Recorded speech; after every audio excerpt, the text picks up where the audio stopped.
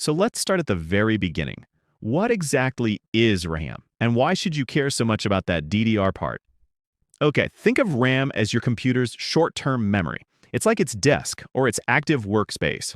Every single app, every browser tab, every game you're playing, it all gets loaded right into RAM so your computer can get to it in a flash. It's why having more RAM lets you do more things at once without your computer slowing down to a crawl. Now for that DDR part.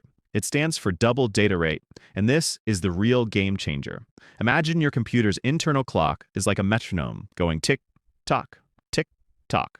Older RAM could only send a piece of data on the tick, but DDR, it was a breakthrough because it let RAM send data on both the tick and the talk, literally doubling its effective speed. This is the magic that makes our modern computers feel so snappy.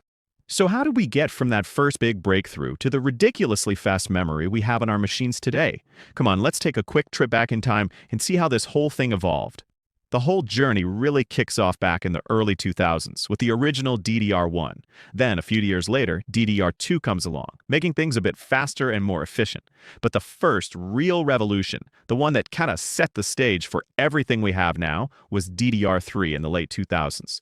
It was a massive leap in both speed and how much RAM you could even have.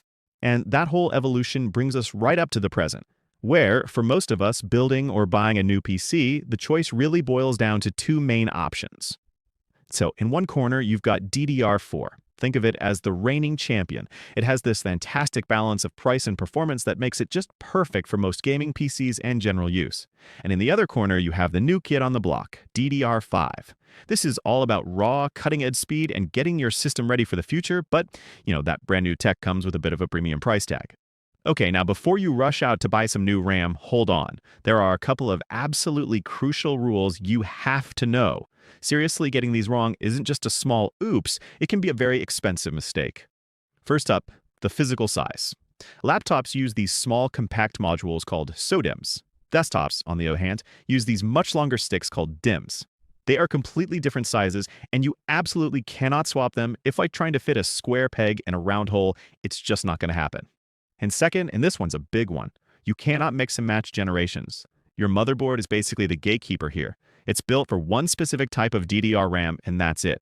To keep you from messing this up, they actually put a little notch in the stick in a different place for each generation, so it's physically impossible to plug, say, DDR4 RAM into a DDR5 slot. Pretty clever, right? Okay, so you know the rules, you know the generations. Now for the really big question, how do you actually pick the right RAM for you? Well, it's all about a balancing act between two things. Capacity, that's how much RAM you have, and speed. Let's tackle capacity first. For most people out there, including most gamers, 16 gigabytes is really the sweet spot right now. It gives you plenty of room to multitask and run pretty demanding stuff. But if you're doing heavy video editing, 3D modeling, or you're just a serious multitasker who wants to be ready for anything, jumping up to 32 gigabytes is definitely a worthwhile investment.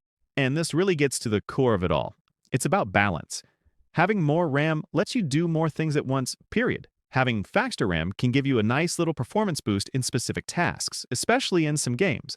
The goal isn't just to chase the biggest, flashiest numbers, but to find that perfect combo of capacity and speed for what you actually do with your computer. So let's just put it all together in a super simple way. If you're trying to breathe some life into a much older PC, you're probably stuck with DDR3.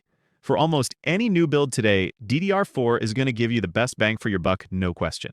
But if you're building a high-end beast and you want the absolute best performance you can get for years to come, DDR5 is the way to go. So at the end of the day, the choice is yours. Are you building a price-perfect machine that's awesome for right now, or are you building the future-proof powerhouse for tomorrow? Now you've got the knowledge to make the right call for your next PC. I really hope this helped clear things up, and hey, thanks for joining me.